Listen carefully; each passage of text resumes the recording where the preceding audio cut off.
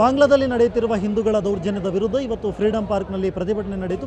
ಪ್ರತಿಭಟನೆಯಲ್ಲಿ ಇಸ್ಕಾನ್ನ ಸ್ವಾಮೀಜಿಯವರು ಕೂಡ ಭಾಗವಹಿಸಿದ್ರು. ನಮ್ಮ ಜೊತೆಗೆ ಚಿನ್ಮಯ ಚೈತನ್ಯದಾಸ್ ಅವರು ನಮ್ಮ ಜೊತೆಗಿದ್ದಾರೆ. ಅವ್ರನ್ನ ಮಾತನಾಡಿಸ್ತಾ ಹೋಗ್ತೀನಿ.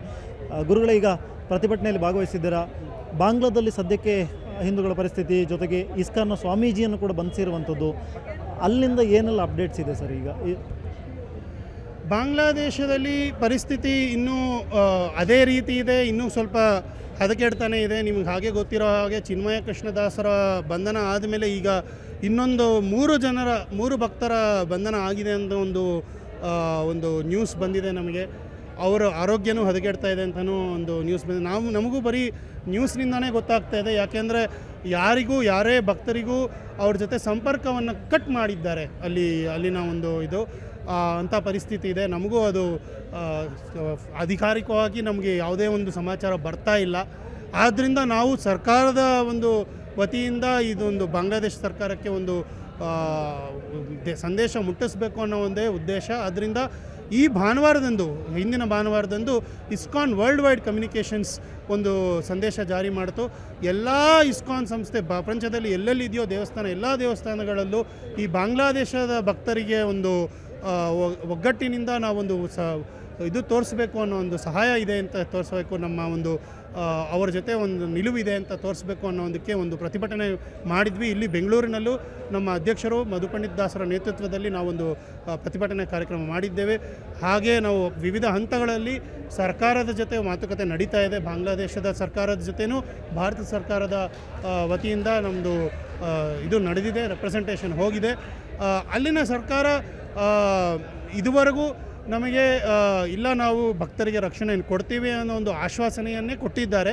ಅದು ಕಾರ್ಯರೂಪಕ್ಕೆ ಬರಬೇಕು ಅನ್ನೋದೊಂದೇ ನಮ್ಮ ಆಸೆ. ಬರೀ ಮಾತಿನಲ್ಲಿ ಬರ್ತಾ ಇದೆ. ಈಗ ಅದು ಮಾತಿನಿಂದ ಕಾರ್ಯಕ್ಕೆ ಯಾವಾಗ ಬರುತ್ತೆ ಅನ್ನೋದು ಒಂದು ಆಸೆ. ಅದಕ್ಕೋಸ್ಕರ ನಾವು ಸರ್ಕಾರದ ಜೊತೆ ಇದ್ದೇವೆ. ನಮ್ಮ ಸರ್ಕಾರ ನಮ್ಮ ಜೊತೆ ಇದೆ ಅಂತ ನಮಗೆ ಭರವಸೆ ಇದೆ. ಆದರೆ ಸರ್ಕಾರಕ್ಕೆ ಬಿಟ್ಬಿಡಬೇಕು ಅಂತಲ್ಲ, ನಾವು ಸಂಘವು ಶಕ್ತಿ ಕಲಿಯುಗ ಅಂತ ಹೇಳಿದಾಗೆ ಈ ಕಲಿಯುಗದಲ್ಲಿ ಸಂಕೀರ್ತನ ಧರ್ಮ ಸಂಘ ಒಗ್ಗಟ್ಟಿನಲ್ಲಿ ನಡಿಬೇಕು ಅನ್ನೋ ಒಂದು ಉದ್ದೇಶ. ಆದ್ದರಿಂದ ನಾವು ಎಲ್ಲರೂ ಒಗ್ಗಟ್ಟಿನಲ್ಲಿ ಈ ಪ್ರಪಂಚದಲ್ಲಿ ಇರೋ ಎಲ್ಲ ಭಕ್ತರು, ಇಸ್ಕಾನ್ನ ಭಕ್ತರು ಬಾಂಗ್ಲಾದೇಶದಲ್ಲಿ ಬಂಧನಕ್ಕೊಳಗಾಗಿರುವಂಥ ಭಕ್ತರ ಜೊತೆ ಒಟ್ಟಿಗೆ ಇದ್ದೀವಿ. ಅಲ್ಲಿ ಆಗ್ತಿರೋ ನೋವು ನಮ್ಮ ಶರೀರಕ್ಕೆ, ನಮ್ಮ ಆತ್ಮಕ್ಕೆ ಆಗಿರುವಂಥ ನೋವು ಅಂತ, ನಮ್ಮ ಆತಂಕ, ನಮ್ಮ ಆಕ್ರೋಶವನ್ನು ವ್ಯಕ್ತಪಡಿಸೋಕ್ಕೆ ಅಂತ ಬಂದಿದ್ದೇವೆ. ಸ್ವಾಮೀಜಿ, ಈಗ ಬಾಂಗ್ಲಾದೇಶದ ಒಂದು ಪರಿಸ್ಥಿತಿ ಹೀನಾಯವಾಗಿದ್ದಂಥ ಸಂದರ್ಭದಲ್ಲೂ ಕೂಡ ಇಸ್ಕಾನ್ ನಿಂತಿತ್ತು. ಅಕ್ಷಯ ಪಾತ್ರೆಯ ಮುಖಾಂತರವಾಗಿ ಅಲ್ಲಿ ಅವರಿಗೆ ಊಟವನ್ನು ಕೊಡುವಂಥ ಕೆಲಸವನ್ನು ಇಸ್ಕಾನ್ ಮಾಡಿತ್ತು. ಅದೇ ವಿರುದ್ಧ ತಿರುಗಿಬಿದ್ರು.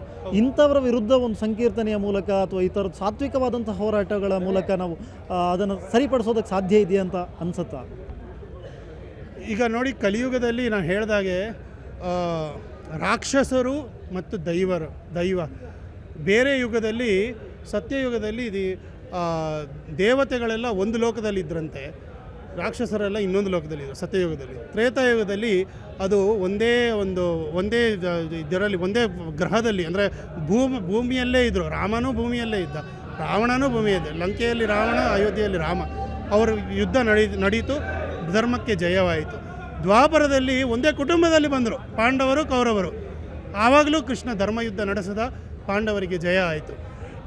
ಈ ಕಲಿಯುಗದಲ್ಲಿ ಒಂದೇ ಮನುಷ್ಯನಲ್ಲೇ ದೈವ ಅಂಶನೂ ಇದೆ, ರಾಕ್ಷಸನ ಅಂಶನೂ ಇದೆ.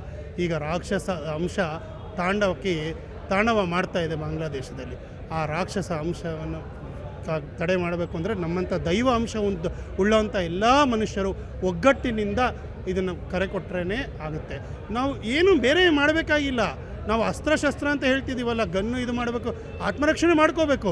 ಆದರೆ ನಾವೆಲ್ಲರೂ ಒಗ್ಗಟ್ಟಿನಿಂದ ನಾನು ಹೇಳಿದಾಗೆ ಪ್ರಪಂಚದಾದ್ಯಂತ ನಮ್ಮ ಕೃಷ್ಣ ಭಕ್ತರು ಎಷ್ಟು ಜನ ಇದ್ದಾರೆ, ಎಲ್ಲ ಭಕ್ತರು ಒಂದು ಒಟ್ಟುಗೂಡಿ ಬಾಂಗ್ಲಾದೇಶ ಕಡೆಗೆ ತಿರುಗಿದ್ರೆ ಅವರ ದೇಶ ಇರೋವಂಥ ಸೈಜ್ ಏನು, ಅದರಲ್ಲಿ ನಮ್ಮ ಭಕ್ತರ ಸೈಜ್ ಏನು, ಆ ದೇಶಕ್ಕೆ ಜಾಗ ಸಾಕಾಗದಷ್ಟು ಭಕ್ತರು ನಮ್ಮಲ್ಲಿ ಇದ್ದಾರೆ. ನಾವೆಲ್ಲ ಆ ಒಗ್ಗಟ್ಟು ವ್ಯಕ್ತಪಡಿಸಬೇಕು. ಅದೇ ನಿಟ್ಟಿನಲ್ಲೇ ನಾವು ಇಲ್ಲಿ ಸೇರಿರುವಂಥದ್ದು. ಆಡಳಿತಾತ್ಮಕವಾಗಿ ಕೇಳೋದಾದರೆ, ಈಗ ವಿಶ್ವಸಂಸ್ಥೆ ವರ್ಲ್ಡ್ ವೈಡ್ ಇಸ್ಕಾನ್ ಇರೋದ್ರಿಂದಾಗಿ ವಿಶ್ವಸಂಸ್ಥೆ ಜೊತೆಗೆ ಏನಾದರೂ ಮಾತನಾಡುವಂಥ ಕೆಲಸ ಆಗಿದೆಯಾ ಸ್ವಾಮೀಜಿ? ವಿವಿಧ ಹಂತಗಳಲ್ಲಿ ಇದು ನಡೀತಾ ಇದೆ. ನಾನು ಹೇಳಿದಾಗೆ ಇವಾಗ ತಕ್ಷಣದಲ್ಲಿ ನಾವು ಮಾಡ್ತಿರೋಂಥದ್ದು ಏನಂದರೆ, ಅವರು ಎಲ್ಲ ಸಂಪರ್ಕ ಕಟ್ ಮಾಡಿದ್ದಾರೆ. ನಮ್ಮ ಭಕ್ತರು ಏನಾಗ್ತಿದೆ ಏನು ಅಂತ ಕೂಡ ನಮ್ಗೆ ಗೊತ್ತಾಗ್ತಿಲ್ಲ. ಆದ್ದರಿಂದ ವಿವಿಧ ಹಂತಗಳಲ್ಲಿ ನಾವು ಇದನ್ನು ಅಂತಾರಾಷ್ಟ್ರೀಯವಾಗಿ ಮತ್ತು ನಮ್ಮ ಭಾರತದ ಮೂಲಕ ಸರ್ಕಾರದ ವತಿಯಿಂದನೂ ಏನೇನು ಕ್ರಮಗಳು ಜಾರಿಗೊಳಿಸಿ ಹೇಗೆ ನಾವು ಒಂದು ಅಪೀಲ್ ಮಾಡಬೇಕು ಅಂತ ನಾವು ಪ್ರಯತ್ನ ಪಡ್ತಾ ಇದ್ದೇವೆ. ಈಗಾಗಲೇ ವೇದಿಕೆಯಲ್ಲೂ ಹೇಳಿದ್ರು ಹೇಗೆ ಅಲ್ಲಿನ ಇವಾಗ ಪ್ರಮುಖರು ಯಾರಿದ್ದಾರೆ ಅವರು ನೊಬೆಲ್ ಶಾಂತಿ ಪುರಸ್ಕೃತರು, ಅಂಥವರು ಇಂಥ ಅಶಾಂತಿಯ ಒಂದು ಪರಿಸ್ಥಿತಿಯಲ್ಲಿ ಏನು ಮಾಡ್ತಿದ್ದಾರೆ ಅಂತ ಒಂದು ಅಂತಾರಾಷ್ಟ್ರೀಯ ಮಟ್ಟದಲ್ಲಿ ಇದೊಂದು ಅಪೀಲ್ ಹೋಗಬೇಕು ಅನ್ನೋ ಒಂದು ಆ ಹಂತದಲ್ಲೂ ಕೂಡ ನಮ್ಮ ಪ್ರಯತ್ನಗಳು ವಿವಿಧ ಹಂತಗಳಲ್ಲಿ ನಮ್ಮ ಮುಖಂಡರು ಮಾಡ್ತಾ ಇದ್ದಾರೆ.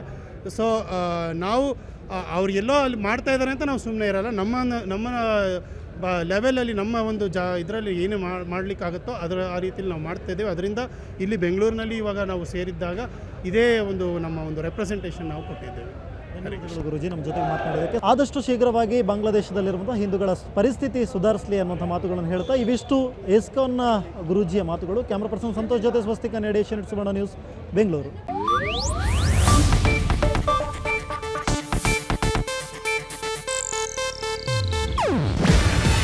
ಇದು ಏಷ್ಯಾನೆಟ್ ನ್ಯೂಸ್ ನೆಟ್ವರ್ಕ್ ಪ್ರಸ್ತುತಿ.